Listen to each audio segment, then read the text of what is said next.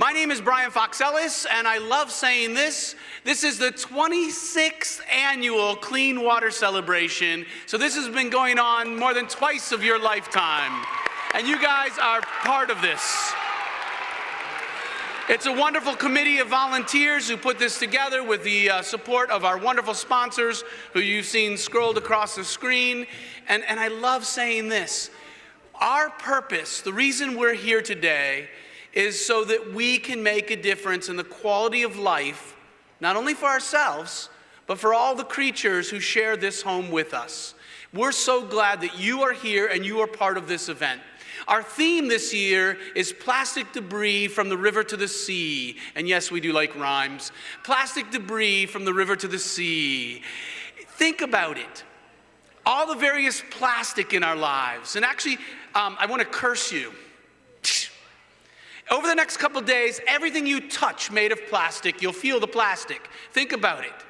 That plastic used to be dinosaur blood. That plastic is a prehistoric fossil fern that settled and compressed and became petroleum, oil, black gold, Texas tea.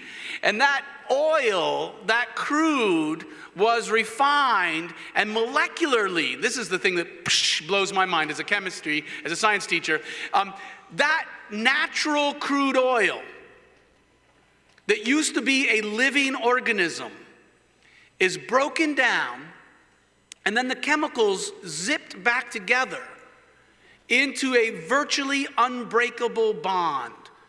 Plastic does not decompose. A big water bottle or a plastic cup over time might chip into little pieces, but the actual molecules of plastic, they don't rot. Everything you touch, it's made of plastic this week. Everything you touch, I'm cursing you. Psh. Everything of plastic you touch, think about where it came from. It was a fossil fern or dinosaur. Where does it go? What do we do with it? How do we reduce, reuse, recycle? One very simple thing is to skip the straw. Repeat after me. No, thank you. Yes, ma'am, thank you for delivering my drink, but I don't need a straw. Can you say, I don't need a straw?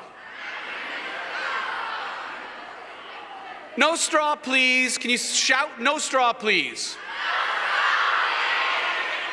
Today, the mayor and the city council of Peoria have declared this Skip the Straw Day, and it's a small step, but that small step adds up. And we are very fortunate. The first person I'd like to introduce is our city councilwoman, Beth Jensen, who is going to make a formal proclamation. Let's welcome Beth Jensen.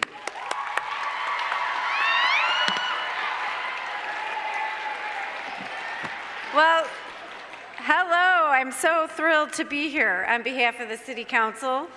I've come to this Clean Water Celebration several times before with my two boys when they were younger. So I'm really excited to be here and to be able to present this proclamation because we have named today Skip the Straw Day. All right, so here I'm going to read the proclamation that we have that I'm going to present to Sue today. And here, as I read it, see, it's a City of Peoria proclamation. Woo!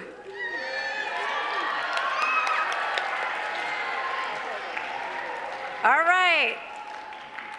So on behalf of the City Council and the Mayor of Peoria, whereas roughly 500 million straws are used in the United States per day, whereas there are over 5.3 trillion pieces of plastic afloat in our rivers, lakes, and oceans, whereas by the year 2050, it is forecast that there will be more plastics than fish in our rivers, lakes, and oceans, whereas the City of Peoria finds that the single-use plastic straws, when irresponsibly discarded, pose an environmental hazard to the health, safety, and welfare of our citizens of Peoria.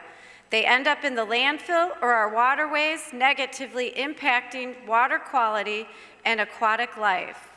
And whereas straws made of paper, plant, vegetable, and other natural materials are available and are more environmentally friendly alternative to plastic straws.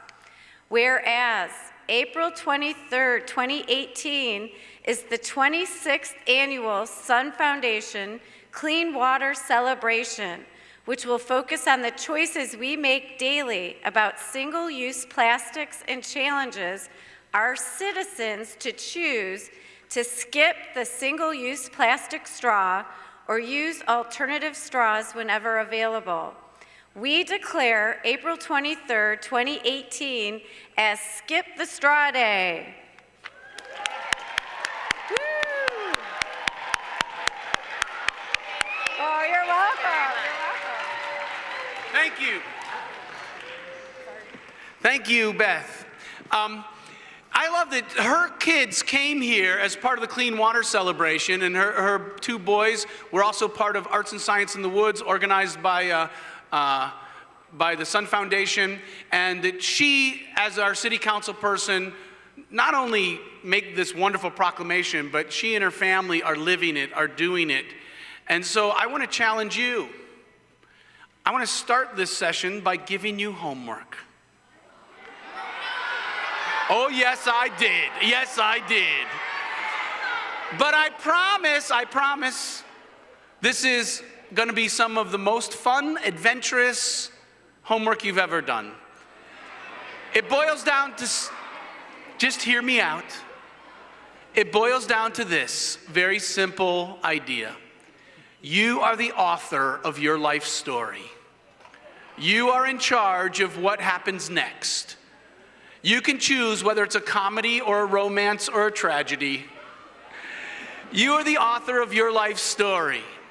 And as you are writing your life story as an adventure, what can you do to make the world a healthier, happier place? What can you do in your school, in your community, in your town, in the world to make the planet a cleaner and happier and healthier place?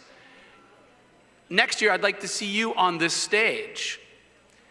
Next on our agenda, as we move along, I forgot about these guys. These are the Zero Waste crew. Let's give it a round for the students from Hollis School.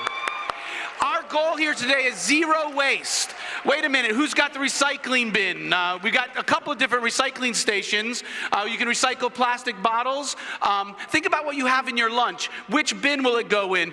Who has the compost bin? Where's our compost bin? The compost bin is for all the food scraps. So the orange peels, the things you can't eat, you put in the compost bin. Who has the TerraCycle bin? So the TerraCycle, I'm not even sure what that is, but it's a stuff that you can recycle. And hopefully we have no garbage, zero garbage. So when you have lunch, look for these bins and give them another round of applause. Next on our agenda, what I really wanted to say, thank you for that. Next on our agenda is the Making Waves Award. Every year we recognize students and adults who have made a difference in their community. And seriously, your homework. You're the author of your life story. What story do you want to tell up here on this stage? We'd love to welcome you up here and give you this beautiful award for making a difference in your community. Debbie Flugel from Trees Forever will be giving out those awards to your peers. Let's welcome Debbie Flugel from Trees Forever. Good morning, everyone. My name's Debbie Flegel. I'm with Trees Forever, and I'm the chairperson of the Making Waves Awards for the Clean Water Celebration. Since 1995, we've been presenting Making a Waves Awards to individuals and organizations who make a difference for the water and the environment. So in the future, we would like to see all of you up here on stage. So I'm going to introduce some very outstanding individuals who have done some great things. The first one is Bailey Ritter. Bailey is a junior at DePaul University, double majoring in public relations and advertising and communication, minoring in environmental communication. She has established several international service learning projects She's one of the founders and student leaders of the International Prescription Pill and Disposal Program.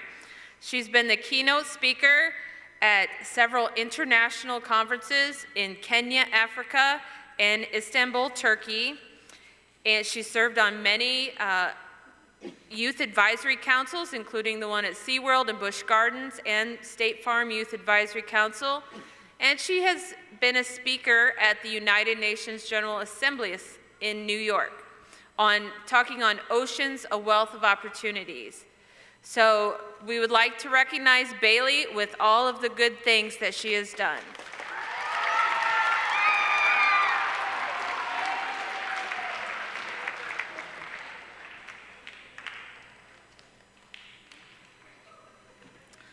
Our next group is the Farmington High School Environmental Studies class.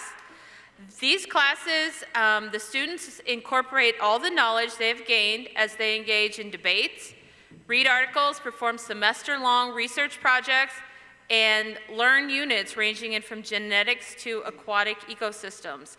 The class is primary-led, and they are introducing themselves to the world of how humans impact the environment and vice versa, and how even at their young age, they can make an impact and make a difference. So we'd like to recognize Farmington High School Environmental Studies class. Accepting is Mackenzie Wilson.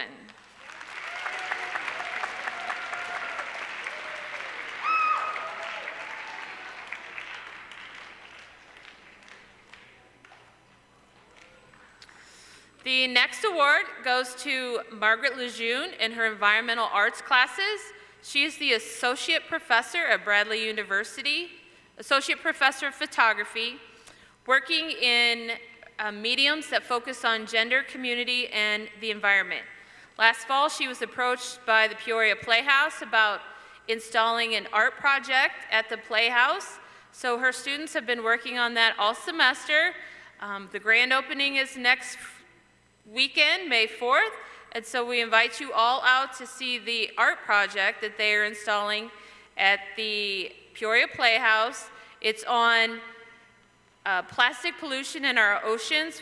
They have a goal of educating children and parents about the effects of plastics on coral reefs and marine animals. So we'd like to recognize Margaret Lejeune and her environmental arts class at Bradley University.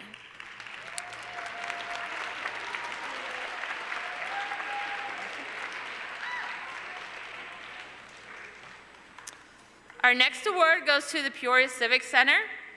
They are committed to building our community, both economically and environmentally.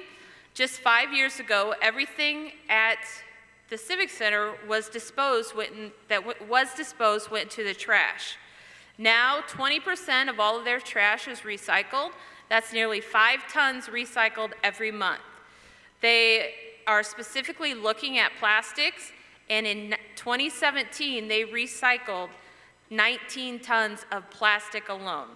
They are encouraging their consumers to not use plastic by offering reusable souvenir cups at the concession stand and supporting zero waste events, such as the Clean Water Celebration.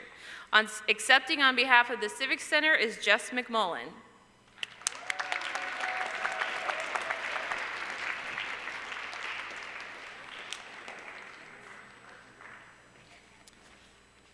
And we have an award to LK. LK is a company that works to reduce the use of plastic water bottles by installing water bottle refill stations. We want to recognize them for their support and working with organizations to help build a more sustainable future. Accepting on behalf of LK is Ryan White, industrial designer.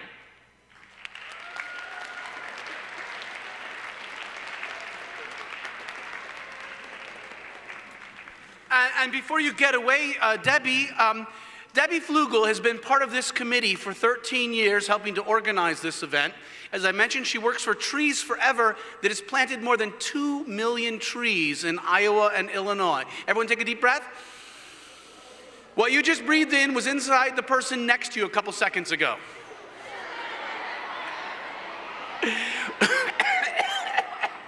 We all share the same air. That's why it's important we care about clean air. Take another deep breath. You got to breathe. Because Trees Forever has planted more than 2 million trees, what you just breathed in was in one of those trees. Say, thank you, Debbie Flugel. They do streamside stabilization. They work with urban areas to reduce erosion and runoff. They work with farmers on best management practices. How many of you like apples and cherries and peaches and plums? She leads workshops on having urban orchards, and I'm hoping to get one in my town.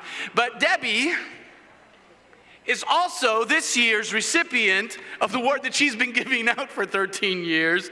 So she wins one of these beautiful small glass handmade waves as a recipient of the Making Waves Awards. Another round of applause for all of our recipients. Thank you very much. Thank you, Debbie.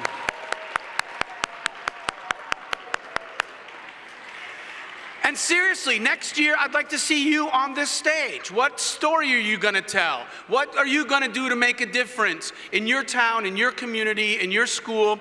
We had a student here a couple years ago who won a multi-million-dollar grant so his small town could get a better water filtration plant so everyone had better water.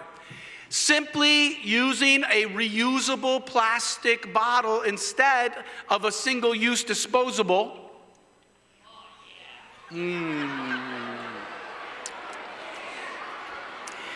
This bottle that was actually a gift from our local WTVP will save a couple of hundred disposable plastic bottles. Every time you touch a piece of plastic, I want you to think about where that plastic came from and how we can build those cycles, how we can be part of those cycles. Next on our agenda, oh, here they come again. These guys. So how many of you have something in your lunch bag that you can recycle? What is that? How many of you have some plastic? We have different kinds of recycling, some paper. How many of you have some compost, maybe an orange peel or something you can't eat? Make sure it gets in the compost bin. There's one bin of trash. We don't want anything. Zero waste. That's our goal. Give them another round of applause. Thank you. Thank you, thank you, thank you, thank you. Moving on in our agenda, oh, Debbie forgot a bag. Oh, our keynote speaker is also winning an award because of the wonderful work that he has done. Before I bring him out here, let's follow a little piece of plastic. I don't know if any of you have been to a fast food restaurant lately. I try to buy from my local farmers. Imagine you get your cup of your favorite soda. Personally, I skip the straw. No, thank you, please. I don't need a straw. But sometimes when they serve it to me, they put that plastic lid on. I try to skip that as well and use paper cups instead of plastic. But imagine you take off that little plastic lid. What do you do with that? And you're drinking the last little bit of ice in the bottom, and that plastic lid blows away. Ah! Where'd it go? And it blows into the stream or creek. Think, where do you live? What is the closest creek or stream? Let's follow that piece of plastic as it floats downstream to eventually the Illinois or the Mississippi River. Let's follow that piece of plastic as it floats down the Mississippi, eventually out into the Gulf of Mexico. Today, right now, there's a vast dead zone in the Gulf because of the pollution that comes from Illinois and Iowa and the Midwest. There's a dead zone where virtually nothing can live. And that plastic washes out from the Gulf of Mexico into the Gulf Stream. And eventually that piece of plastic could arrive on the shores of England or Scotland or France. Now imagine that you are riding that piece of plastic. And you are following, you are on that piece of plastic. And you're going on this great adventure around the globe with the ocean currents swirling in large gyres. Imagine no longer